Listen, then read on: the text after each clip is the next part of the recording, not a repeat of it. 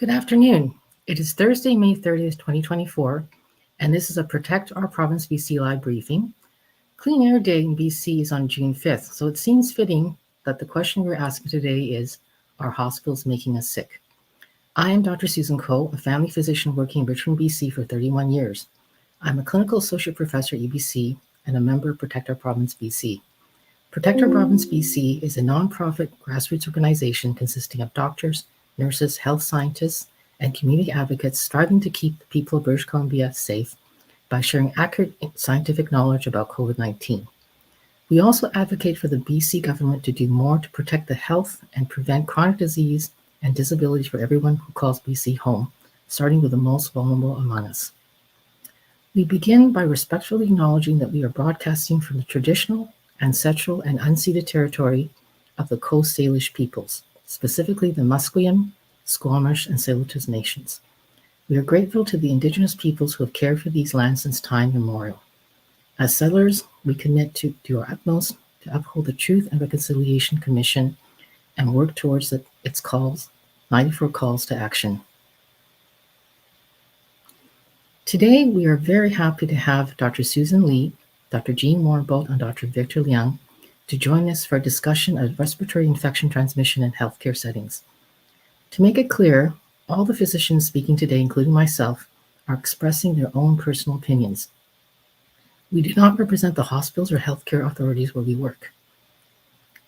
Dr. Victor Leung is the Medical Director of Infection Prevention and Control and the Physician Lead of Antimicrobial Stewardship at Providence Healthcare in Vancouver.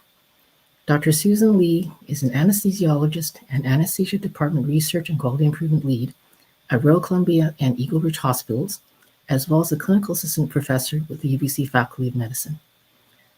Dr. Jean Warneboldt works in hospital medicine and palliative care and is a clinical assistant professor at UBC involved in training resident doctors.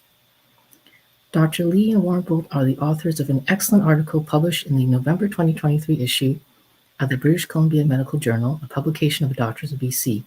The article is titled HEPA Filtration Reduces Transmission of SARS-CoV-2 and Prevents Nosocomial Infection, a Call to Action. We will be posting the link to this article on Facebook and Twitter for people to read this article. So thank you all for joining us today for this discussion on hospitals are making us sick. We'd like to begin before delving into the interview with Dr. Leung. Dr. Leung, could you tell our listeners what is a nosocomial infection or healthcare-associated infection? Hi, good afternoon. So, healthcare-associated infections, or what we call nosocomial infections, are types of diseases and infections that people develop through the course of healthcare. And that healthcare could be in an acute care setting, hospital, including emergency rooms or inpatient stays, but it can also be in other facilities like long-term care facilities and even in outpatient procedural facilities and clinics. And so there are programs in place. Part of the program that I work in is to develop ways that we can try to prevent people from getting a disease that they didn't come in with when they present to healthcare for treatment or management. Now, Dr. Leung, are the numbers of healthcare-associated COVID infections being tracked in BC and Canada? So when we talk about tracking diseases, the term surveillance is used, and there are different ways of surveillance. Active forms of surveillance in which it's systematic and we apply standard definitions. And so in some ways, yes, there is tracking of hospital admissions for COVID, but it's not universal in all settings that there will be systematic surveillance of hospital-associated COVID, meaning someone who's developed COVID in hospital.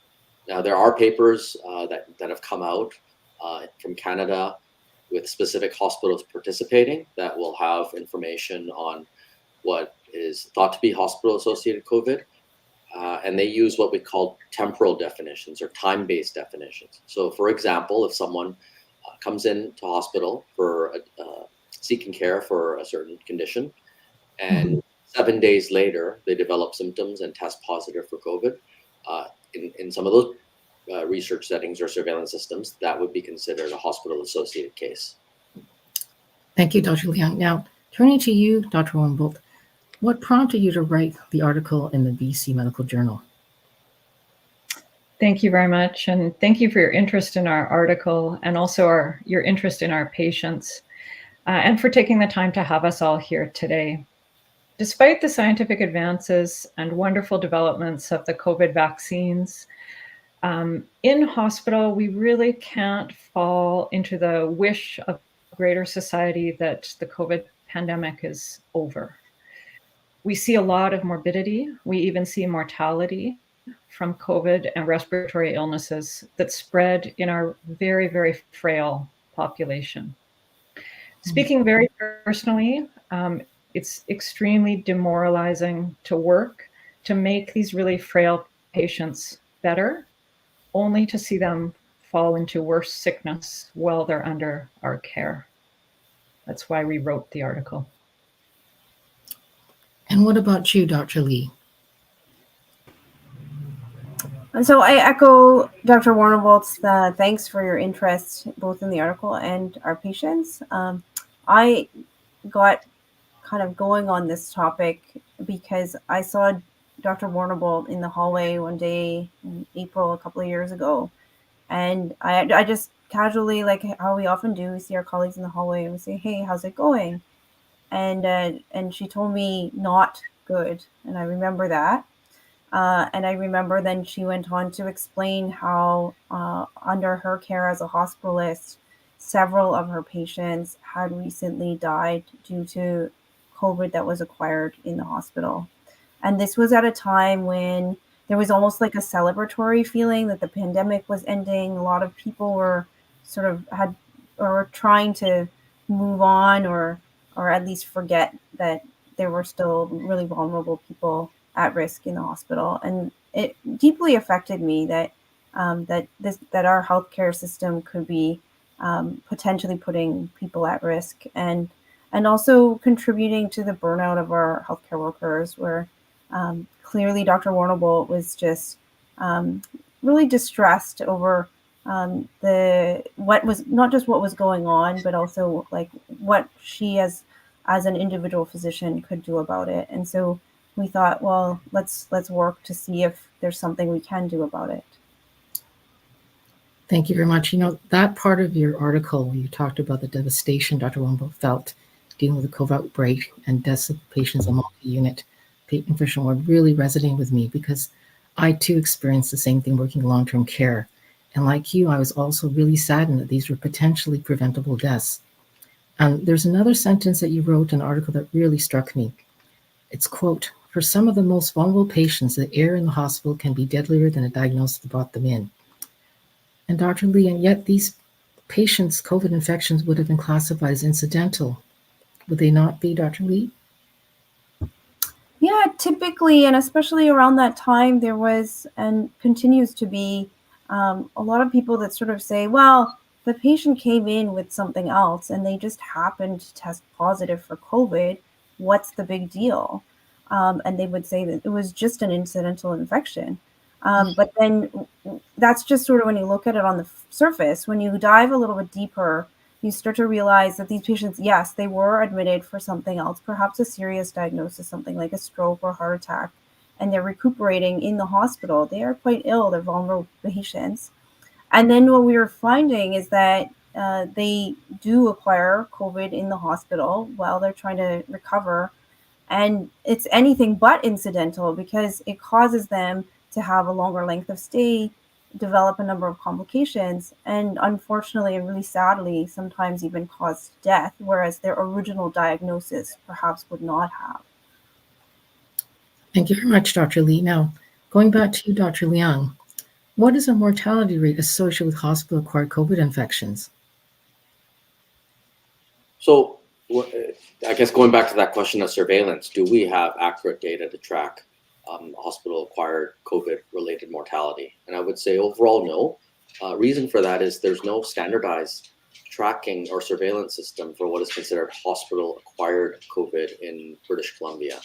You can go back retrospectively to apply these temporal or time-based definitions to when someone would have developed COVID and follow what their outcome is. with the outcome that's easily trackable being mortality. But that data is not kind of publicly available, so that I can't give you a number because of that. So it goes back to how do we track hospital-associated COVID? Thank you, Dr. Leung. Now, Dr. Warneboldt, both you and Dr. Lee have training in quality improvement.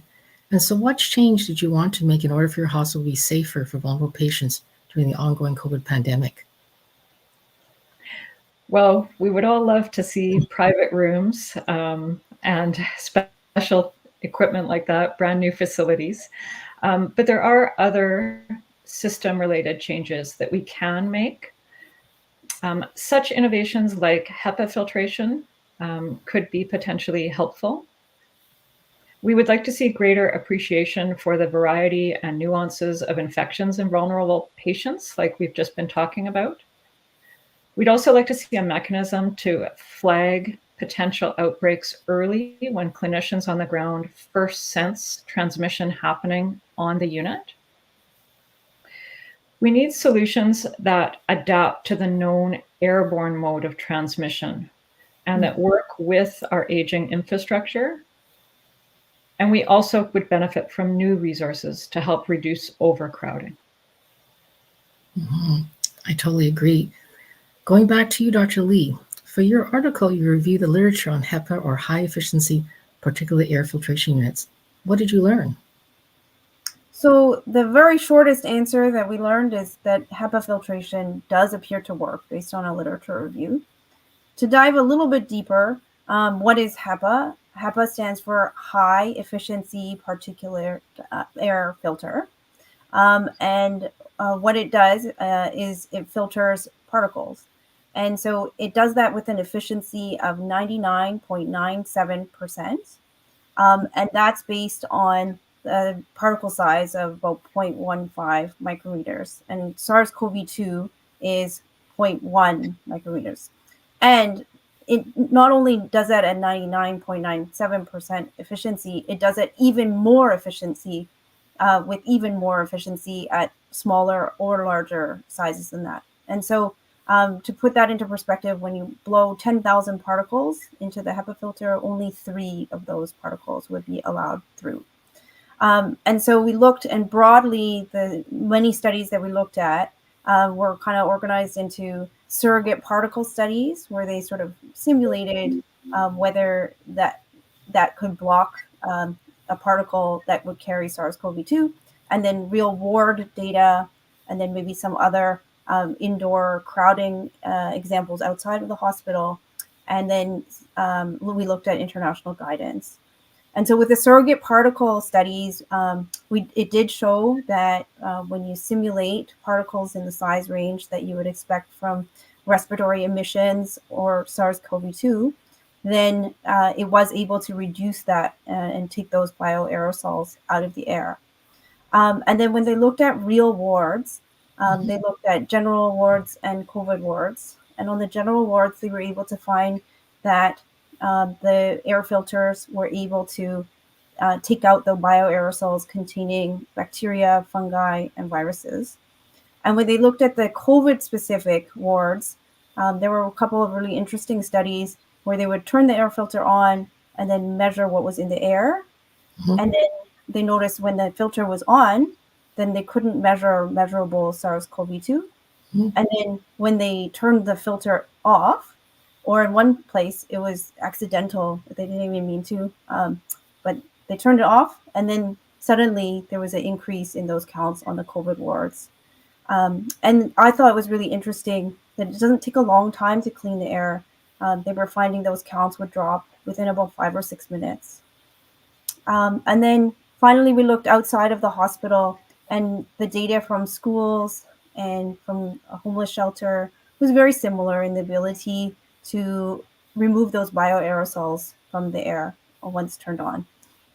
And finally, we looked at international and national guidance, and we saw that the WHO for several years now, and as well the Canadian Public Health and the US CDC all recommend that in times where there is not adequate ventilation, that you're not exchanging the air in the room, and then the addition of HEPA filtration does help with bioaerosol clearance, and is recommended in those settings. Yeah, I remember reading that in your article. That's really interesting. Thank you very much, Dr. Lee. Now, going back to you, Dr. Leung, other than SARS-CoV-2, what are some other respiratory pathogens that will be filtered by HEPA filtration units? So Dr. Lee kind of explained the mechanism by which HEPA filtration works, and based on that, we think about pathogens divided into bacteria, fungi, or viruses. And if we're talking about respiratory pathogens that fall into those categories, the HEPA filtration should work for the majority of those, because what the intervention is to reduce the volume or the amount of those bioaerosols that are in the air. And so a reduction in that sense is going to be important if we want to improve air quality, especially when we don't have, in places where we don't have good ventilation. So the filtration mechanism is just another way to improve, or what they call ventilation equivalence. So it's another tool that engineers use. And so as physicians working in a hospital, I defer to engineering expertise, because I think that's where the multidisciplinary collaboration is really important to think about. Well, what other tools do we have, and what can we do in our hospital settings to reduce pathogens that are in the air? Thank you, Dr. Leung. Now, Dr.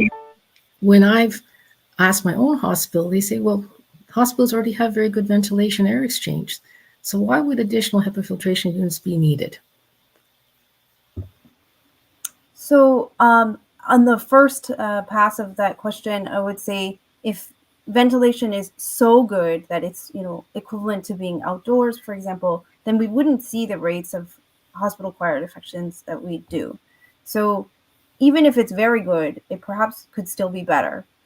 And then the other kind of diving a little deeper, I think just on a very basic physics level, I know Dr. Leung mentioned that we do rely on our engineers to help us with this. And it does become an engineering and physics problem, because in an aging infrastructure, the HVAC system delivers a certain flow rate through the HVAC. And so if you were to, for example, just introduce filters right into that system, then you would increase the resistance and perhaps either reduce the airflow, which would reduce ventilation total, or perhaps it would become very taxing and you'd have maintenance trouble for that system. And so we do that. We put the filters right into the existing infrastructure, and that's measured differently than HEPA filtration. It's measured on a scale called the MERV, which is the minimum efficiency reporting value. And even with very good MERV settings, so for example, like MERV 14 can capture 75 to 95% of particles, it's still not as efficient as portable HEPA filtration brought into that unit. And then going back to the physics, if you say, okay, well, let's just increase our MERV rating, then you're causing that increased resistance because the filter's tighter, the air is harder to push through. And now you're back to that problem where it's going to be either very taxing on your aging infrastructure, or it will be difficult to maintain the ventilation that you're aiming at once you introduce that resistance. So it's not really an easy fix, unfortunately. Thank you, Dr. Lee. Great answer. Dr. Warneboldt, who did you approach for their support to introduce HEPA filtration units in patients' rooms? Thanks. Well, it's a little bit curious, actually, because in my facility in particular, initially in the pandemic, we actually had HEPA filters. And then partway through in the early phase of the pandemic, the regional guidelines changed. And so the HEPA filters were removed. When Dr. Lee and I were working on our clinical problem and putting together the article, just prior to doing that, we had advocated at the highest level of system change available to us, and that is to the internal workforce within the system. And that's the highest level that is available within our current provincial healthcare legislation. We then decided to turn to the public and wrote the article for the British Columbia Medical Journal. Yeah, that's very interesting. Now, going back to you, Dr. Lee, even after presenting all the evidence-based data on HEPA filtration units, and looks like you had some HEPA filtration put in your hospitals, they were removed. So can you comment about what happened? So unfortunately, to this day, since that kind of revocation of the ability to use HEPA filtration or portable air filters, then we haven't seen them return. Okay. Yeah, it's very surprising. So let's go back to Dr. Leung. And so Dr. Leung, as the Medical Director of Infection Prevention Control at Providence Healthcare, what SARS-CoV infection prevention control measures have you been able to implement? Fortunately for our facilities management, the engineering group was very proactive. So right at the beginning, they ensured that MERV 14 filters were part of the HVAC system. But as Dr. Lee mentioned, it's not a sort of panacea, because with wildfire smoke, how much outdoor air can you actually sort of bring in? And so by decreasing the outdoor air, just because of heating, cooling requirements, depending on the season, we had to identify additional tools for environmental infrastructure improvements, and that included portable HEPA filtration units. We also had a grant through the foundation to purchase portable HEPA units that were appropriately sized for the rooms in our long-term care facilities. So that was, I think, a very important and helpful measure. And then when we think about personal protection for healthcare workers and for patients, we presented as best as we could and communicated to our staff and patients the mechanism of transmission through the air.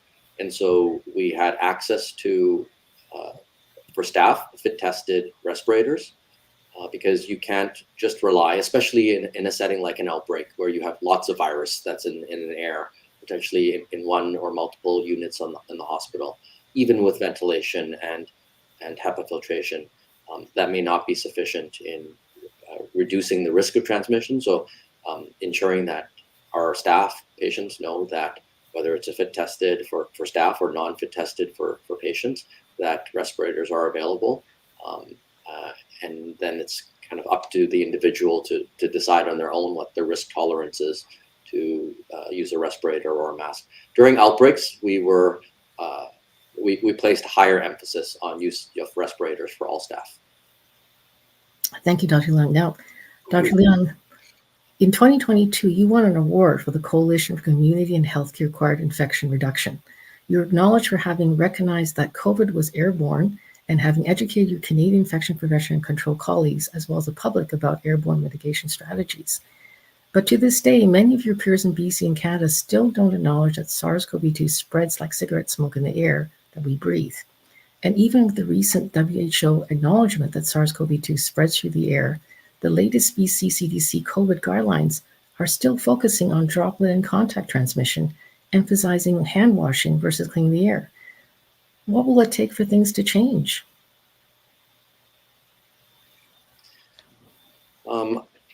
I think it's going to be time. If we look at, you mentioned hand hygiene. So hand hygiene is important, but look at when it was introduced and how many years it took people to recognize that the role of hand hygiene in mechanism of spread of certain diseases and pathogens. And water, when we think about waterborne diseases, it took years for our engineering colleagues to develop solutions to clean the water, to establish a infrastructure where we can have safe water. And hopefully it won't take as long for us to start doing the things that are required to reduce the impacts of bad air quality, and that's not just from pathogens, but with climate change, from wildfire smoke, and so on. So there is increasing recognition now that the air we breathe is just as important as the water we drink, and so I think it'll take time, but it's important now that more organizations are officially trying to raise the awareness, because that is a change from when the pandemic first started. Thank you very much, Dr. Leung. That sounds very optimistic. Coming back to you, Dr. Warneboldt, what are the current COVID precautions being done at the hospital where you work? So there's a number of precautions that we're taking. First of all, masking is voluntary for patients and staff and visitors, but they are accessible. The equipment is accessible. There's also the ability of clinicians to test freely for anyone that they deem appropriate to test. We do have a limited number of isolation rooms that we use to the best of our abilities within the facility. And so there's a number of positive things that are happening in our facilities. That sounds great. Thank you very much, Dr. Warneboldt. Now, what about your hospital, Dr. Leung? So again, we follow the provincial policy. So the mask mandate has been rescinded now. So masks are available, and staff can also, again, choose whether they feel that a respirator is appropriate for them, or a surgical mask, or no masking, since it's no longer required, except during situations where we have identified transmission. So when there is transmission, we are very proactive and early on identifying those patients, identifying single rooms, putting in portable HEPA filtration units if it was previously a shared space, determining if there has been transmission in those shared rooms, and then acting on each of those events to try to prevent further transmission right at the get-go. Thank you very much, Dr. Leung. Now, bringing back Dr. Warneboldt and Dr. Lee into the conversation, this briefing is titled, "Are Hospitals Making Us Sick?" So what are your opinions on this? Maybe Dr. Warneboldt first. Yeah, so, hospital-acquired infections have certainly been present throughout the whole history that we've had hospitals, first of all. And throughout history, it's really been our job and our responsibility and our desire as healthcare workers to make continual improvements and reduce and prevent hospital-acquired infections. There's a lot of good things happening at our hospitals in this regard, which we've spoken a little bit about today. However, there are quality improvements that we would still like to see, things to help enhance the older infrastructure. And we would also really love to see resources put in to help reduce crowding in indoor air environments. Wonderful. And do you have anything to add, Dr. Lee? I think Dr. Warneboldt did a great job summarizing, but as she mentioned, hospital-acquired infection is probably the oldest thing ever, like as old as hospitals. But I do think that we, as like modern people, need to do everything we can within our knowledge to reduce that as much as possible. Because patients, when they come to the hospital, the last thing they want is to acquire a hospital-acquired infection. They would prefer to get well and go home and not be in the hospital anymore. So I think as a community of physicians and healthcare providers, we owe it to our patients to do the best we can to reduce that and to detect if they are occurring, to treat them if they occur, and really prevent as much as possible and reduce the harm overall. I totally agree. Thank you very much for that answer. So do no harm is one of the most fundamental principles in medicine, as also in the important oath that doctors take when we endeavor to practice medicine. Preventing hospital-acquired infections and deaths is an extension of the do no harm oath and principle. We will now take some questions from our listeners.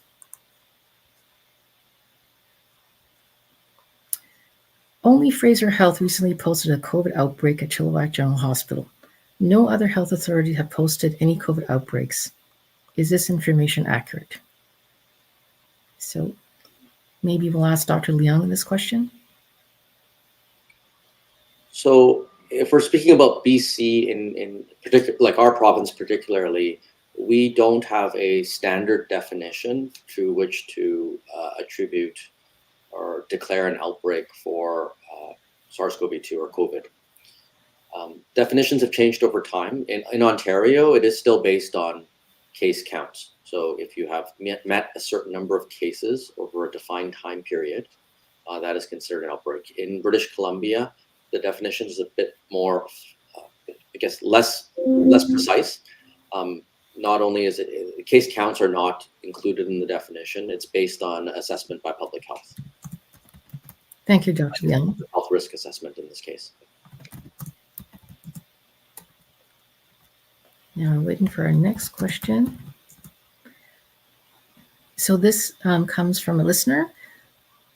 Do you have any advice for patients who are vulnerable, in frail health, who are afraid and avoiding seeking care in hospital? It's not always possible to wear a respirator 24/7 when inpatient.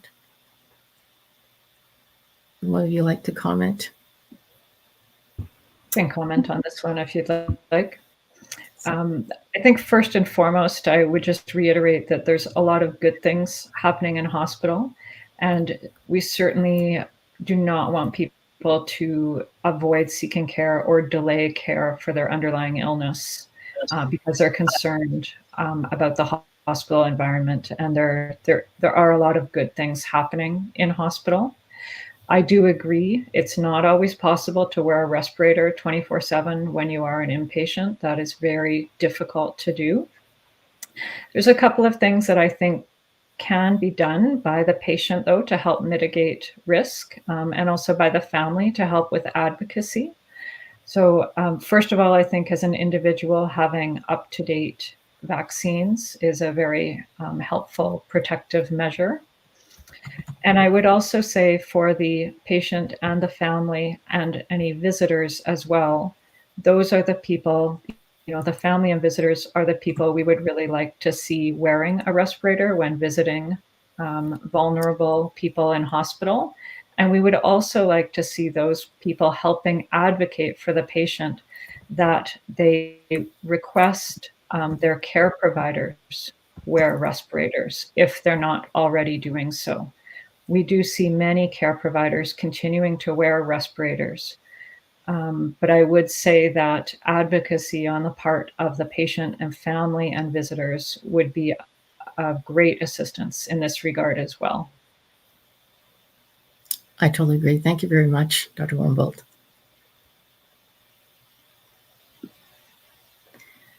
This is from another listener. Can permanent mandatory requirements for masks, especially for staff as a part of infection control, be possible? I guess the situation in hospitals is awful right now. The mitigation of risk is in the medical system. Maybe Dr. Lee, could you comment on this one?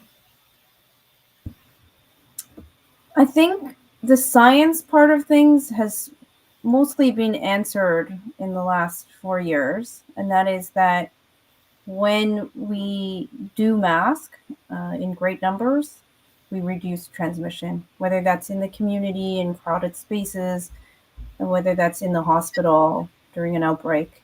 The highest quality mask that people have access to, when worn appropriately, will reduce overall transmission. And I think that's the science answer, and the rest is politics. So that I don't have a great answer for the political side of things. I totally agree with you, Dr. Lee. I would just add that when it comes to staffing, I think there's two issues. When we think about staff, there's official bodies that are there to help protect staff from hazards at workplace. So occupational health and safety would one of the roles is to ensure that staff are protected from a hazard. In scenarios like an outbreak, a respiratory pathogen outbreak that is considered a hazard for healthcare workers, that is the role of occupational health. For infection prevention and control, our main role is thinking about the patient side. Of course, it can't be separated completely, but we want patients to have the best have the lowest chance of getting any hospital-related infection while they're in a healthcare facility. So while we think about applications that may be beneficial to both patients and staff, I think sometimes that is where there may be some challenges in thinking about how we best operationalize and satisfy the requirements for both protecting staff and patients. But I agree with Dr. Lee from a scientific standpoint. Masks work, respirators work better when it comes to protection for pathogens and other particulates that are in the air. Whether or not it should be done 100% of the time, I think there's other factors always that contribute to the final decision. What we've seen in British Columbia over the last year and a half is re-implementation of mask mandates when there is signals that there is high levels of community transmission. So we know that when there are high levels of community transmission, that observation is going to be amplified in healthcare facilities if we don't do anything. So that is definitely one signal that I think we should be looking for, and that'll probably be a major consideration when it's decided whether or not we'll have mask mandates again. Thank you very much, Dr. Leung. Respirators have been shown to be much more effective at reducing airborne transmission than surgical masks. How best can patients ask their healthcare workers to wear them?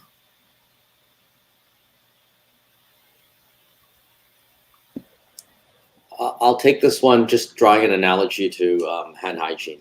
So at one point, I think our facilities implemented or tried to promote this campaign of ask me if my hands are clean, and healthcare workers had a pin saying, remind me to clean my hands. So that was to help promote that. But we know that when we put the onus on patients to do that, it's very challenging because patients are vulnerable. They're in hospitals seeking care, and it's not always easy to speak up. And so having advocates is definitely the best way. Unfortunately, not everyone will have an advocate or an advocate willing to speak up.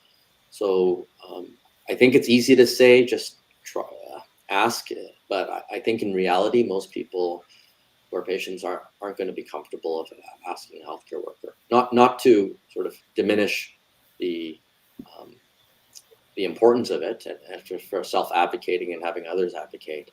I think the best answer I have is do what you feel is comfortable. Try to involve them in a conversation and just ask directly. Dr. Leung, I appreciate your answer, but working in long-term care, many of my patients have dementia and they're not able to ask, right? And some of them don't even have advocates, family members that advocate for them, and family members are not there very often. So this is a real issue. So this is why this has to come from the top down. But thank you very much for your answer. I just wanted to add one comment on that as well. And I think you were sort of hinting at it a bit, Susan, is that we do need some system change to help as well. I would say that there are a couple of things within the system that we can use, even low tech in our computerized world. And that is putting a sign on outside the door or at the head of the bed or on the curtains around the bed, identifying, that an N95 mask or a respirator mask or a certain equipment needs to be used when encountering this patient. And I think in part, some of that is on the healthcare provider, the advocacy work that we do on behalf of our patients. And then also some of it could be advocated for by friends or family of those vulnerable patients if they're unable to do so. So one other tool that's not perfect, but can be used in our current world. Thank you very much, Dr. Warneboldt. I might add as well that we talked a bit about mask mandates and about the utility of respirators over surgical masks. I think just the flow of good information would help because the lifting of a mask mandate or turning it into voluntary is exactly that. It turns it into voluntary, but it doesn't really change the underlying reasons why you might want to. And so I think it'd be helpful if everyone got on the same page that just because something isn't required doesn't mean that it's no longer helpful. And I think sometimes that gets confused, like that people are like, oh, the mandate's over, they take their mask and they like throw it like it's a graduation party or something. But risk isn't black and white. And so, yes, on a provincial level, maybe the transmission is lower and it's safe to make it voluntary again. But it doesn't mean that you should go and not wear a mask if otherwise you would have. And it's quite easy to do. And I think sometimes that message can get lost a little bit. I could not agree more. In addition to hospital rooms, where else would HEPA filtration be useful in the hospital? Maybe Dr. I'll start with this one. So it's good for the public now. There are more resources available, toolkits that help assess, at a very basic level, what the size of the room is, how many people are going to be in that space, and just thinking about surrogate measures of or other measures that you can use to assess, is the ventilation good or not. So libraries have CO2 monitors that you can borrow and test out different places. But in facilities itself, this is the role of hospital engineering facilities to assess what are the spaces where we have lots of people in crowded areas. For example, a waiting room area. In that waiting room area, what is the size of that space? What is the ventilation per person that's anticipated to be waiting there? And if you don't meet the standards, which there are standards in Canada, and it's fine to ask what are the standards, and has your facility met the standards in this particular space? For places that have not met those standards, they should be using additional things to improve, or ventilation equivalents like HEPA filtration. So an example of that, crowded spaces in hospital settings outside of rooms would be a place to assess and start to ask those questions. Thank you very much.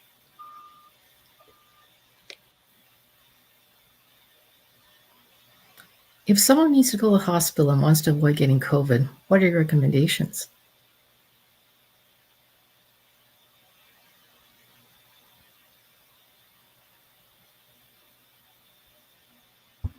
I think through all the other questions, we've covered most of it, but I think it starts with getting vaccinated and making sure that you're up to date. I know it's not as big messaging as it was back in 2021, but they are still available, and they are still absolutely recommended to get the latest additional vaccine dose if you haven't.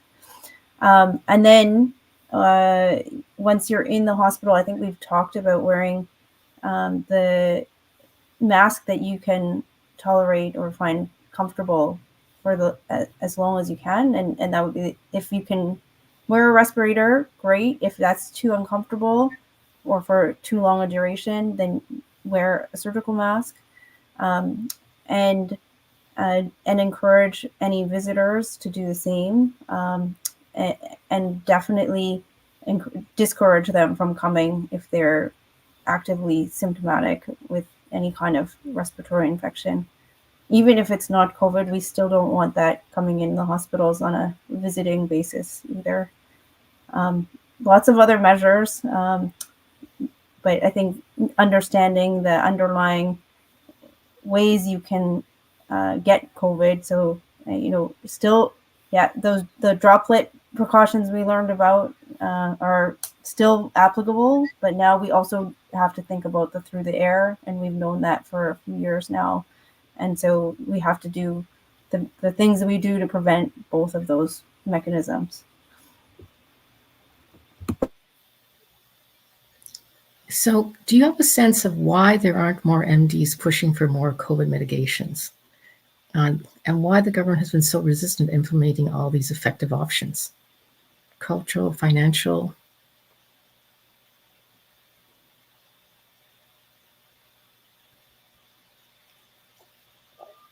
I can say that for my colleagues that I speak to, it's not that like people don't think COVID mitigations are important. It's just how much they can do in their capacity and whether they want to and how they advocate for it. Everyone does it in a different way. So for some of my colleagues, it's just recognizing all the measures that we've talked about today and doing that in their day-to-day practice.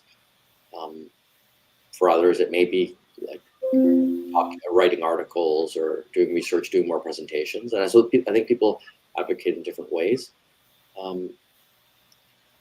And the second part of the question is, I think, many factors. I don't think it's one thing that kind of can tell us exactly.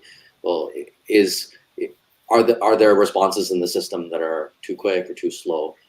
I mean, one thing that's come up recently is the announcement that one of the antivirals that we can use to treat mild, moderate COVID early on for those who are at the highest risk, that is funded through the provincial, like Plan Z. So anyone who has MSP and falls within the criteria can now get that medication after the federal supply stopped recently. So I think this is an example where I think the government has been very fast in responding, so that there is reducing any gaps where people who may want to access Paxlovid and qualify for it based on the evidence can get it. So I think different measures will have different reasons for the speed at which they're kind of addressed or not. I mean, I'd like to comment on this. I think I agree with Dr. Leung. Sometimes it may not be obvious to the public, but there are many doctors behind the scenes that are trying our very best to advocate for better COVID prevention measures. Right? So definitely, it's not just these 4 people in this room. There's many others that I know. Getting back to the Paxlovid, so the new guidelines did drop on May 28th, but unfortunately for MSP covered, the criteria is actually stricter than the previous coverage guidelines. It's true that the age has dropped to 60, but if you look at the guidelines, there's fewer qualifying conditions. But the thing that actually is interesting, though, is that this is MSP covered. So after speaking to a pharmacist colleague, actually, now that the federal government is not going to cover Paxlovid, you are actually able to, the pharmacist telling me, to get a prescription if you're COVID positive from your physician and just purchase it yourself. Now, it's quite expensive. I believe they told me it's $1,400. But if you have extended medical, apparently some extended medical companies are covering almost the whole cost, and you could only have to pay maybe a couple $100s. So that's something to keep in mind. Now that it's not a federally covered drug, like before, you could not buy that even if you wanted to, because it was a free drug and you had to meet the criteria. But that it is very interesting now what's happened with Paxlovid. I just had one other comment to make in this regard. I do agree that there's a lot of physicians behind the scenes advocating in their own way. And I would say one of the reasons that a lot of our work focused on air quality is that the other side of the pandemic is the unintended negative consequences and other fallout. And there's also a large sector of our healthcare community that's tied up in that. For example, late diagnosis for oncology that we saw early in the pandemic. There's been lots of publication around mental health concerns and those types of things. So it is a balance. We're certainly trying to advocate for things that could be done with what we see as the least possible negative unintended consequences. And there's lots of other physicians in the community working in their own way to try and have positive impact as well.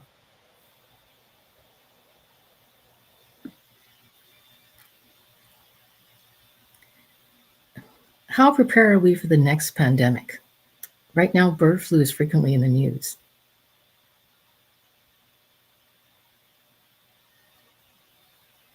So I can say that for the highly pathogenic avian influenza, I think from the, well, U.S. just reported today a third case, human case. So I think that there are definitely steps that we can be more proactive with in terms of surveillance and not fall back on some of the mistakes we made with COVID and SARS-CoV-2.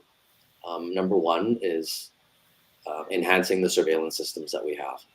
And that means surveillance, not just for humans, but from a One Health approach, environmental surveillance, animal surveillance for these diseases. And also not falling back into this kind of approach that we had before, that when we think that there may be transmission risk, to early on, not only to just test those who are symptomatic, because we know that with these diseases, there can be asymptomatic early on detection. And so I think there are definitely many lessons that we can learn from SARS-CoV-2, some of which are being applied now. For example, enhanced protection, respiratory protection for people working with animals that are affected. And so very early on, recognizing from our veterinary colleagues the importance of true respiratory protection. In terms of preparedness, there are multiple levels of preparedness that need to happen, multiple government levels, multiple countries. And so definitely there are countries that don't have the same resources, but for those that do, through coordinating centers like the WHO, I think there needs to be early on proactive approach to this, and we can't kind of ignore that this is just something that maybe just circulating for the last few years and not going to have an impact. It does worry me that with the number of animals that have been identified to carry, been infected with this pathogenic avian influenza, and now humans, although the numbers are small, I think early on, taking it seriously, understanding the risks, assessing all the unknowns, and trying to invest in that infrastructure would be very important to be prepared. Thank you very much, Dr. Leung. It's a sobering thought.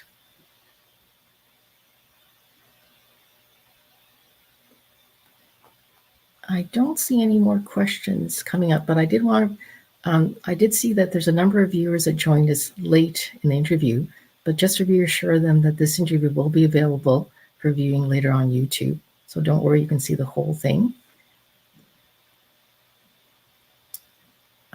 So one more question. So the BC Legislative Act of 2021 requires all public buildings to address barriers, and lack of clean air is a barrier to accessing healthcare. Any comments on this?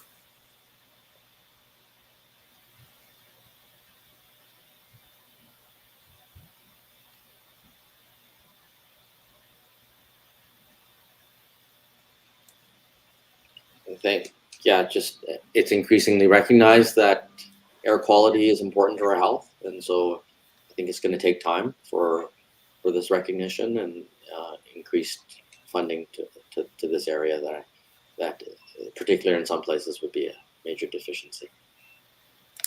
Thank you very much, Dr. Leung. So thank you again very much, Dr. Lee, Dr. Warneboldt, Dr. Leung, for joining us today to discuss transmission of COVID in hospitals.